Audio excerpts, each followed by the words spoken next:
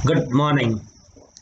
Today is 12th of July 2020 and we are still in this COVID-19 partial lockdown situation. To make a slight prudent use of my time, out of my interest and long association with multi-beam systems, and basically for our brilliant younger lot of surveyors and survey techs, I am compiling this discussion on an orientation in the incredible multi-beam systems and the factors influencing its image compilation. To put things in perspective, this is a hydrographic map from the earliest days of hydrography. Later on, color were introduced in the maps to give a better sense of perception of depths and height. However, with the advent of multi-beams, the acquisition and processing techniques underwent total reformation, and this is the resolution we can attain from the hydrographic map today with multi-beams. As you see, the beauty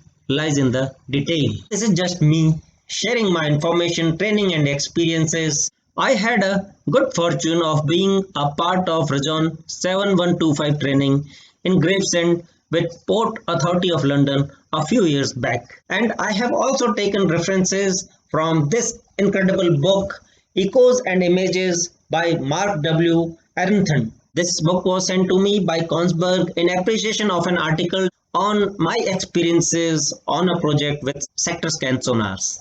Things may well have been upgraded, changed, may have become a legacy, redundant. For any ambiguity, correction, or differences, please feel free to share your information, experiences, and comments likewise.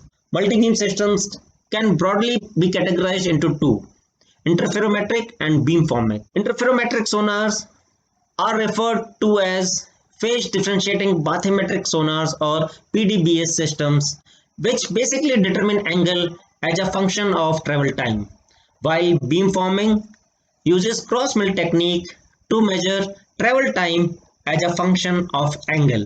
Interferometric can provide a swath width of up to 10 to 12 times of depth and hence are good for general overall bathymetry and are quite less expensive. The examples are the Geoacoustics Multibeam and the Aztec 6205, which is quite an incredible system. These are quite alright for shallow water and near shore surveys. Beamforming sonars usually provide a swath width of 3 to 4 times of the depth, and so these are viable for detailed bathymetry and target identification surveys.